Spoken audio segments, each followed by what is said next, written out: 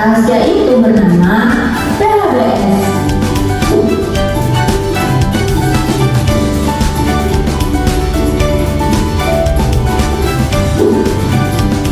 Jadi, PHBS itu adalah singkatan dari perilaku hidup bersih dan sehat.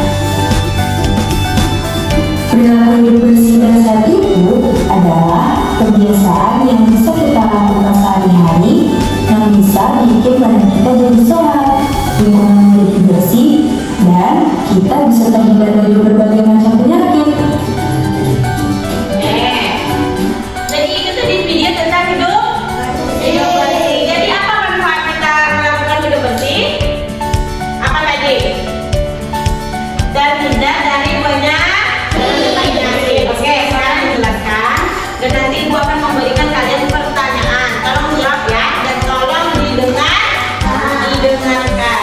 Hidup bersih. Buka bukunya halaman 40. Hidup bersih itu dibagi lagi menjadi 3. Yang pertama kebersihan badan, yang kedua kebersihan pakaian, yang ketiga kebersihan lingkungan.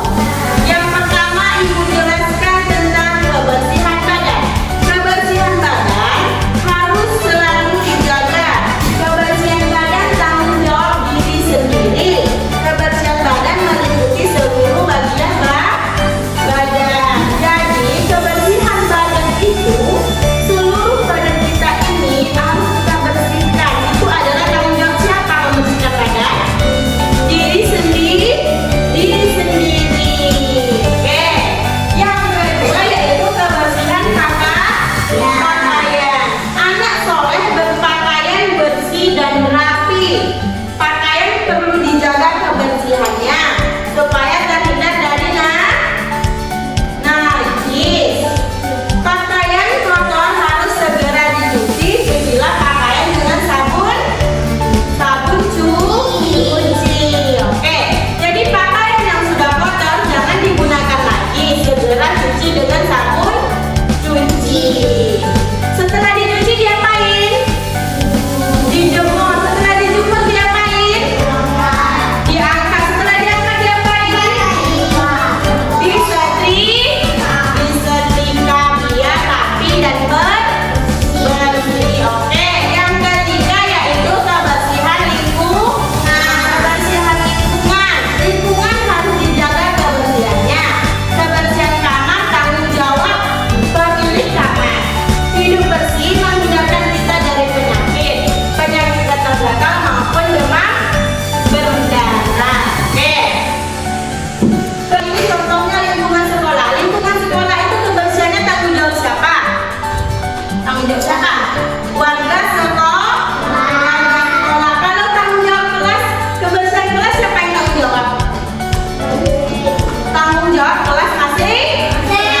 Contohnya kelas 2, tanggung jawabnya menjaga kebersihan kelas 2 sendiri.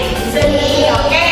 Jadi contoh pakaian bersih seperti kita berangkat ke sekolah dengan rapi dan bersih. Contoh kebersihan lingkungan yaitu lingkungan sekolah yang sangat bersih. Oke. Jadi paham tentang hidup bersih? Jadi tanya sama Viola, apa contoh bersih terhadap diri sendiri? Apa contoh bersih terhadap diri sendiri? Siapa yang tahu? Di tangan. Apa contoh bersih terhadap diri sendiri? Apa? Mandi sebelum berangkat sekolah. Berapa mandi dalam sehari? 2 kali. Tadi pagi siapa yang tidak mandi? Cuci tangan. Jadi tadi pagi kan semua mandi semua. Ya, tepuk tangan buat semua.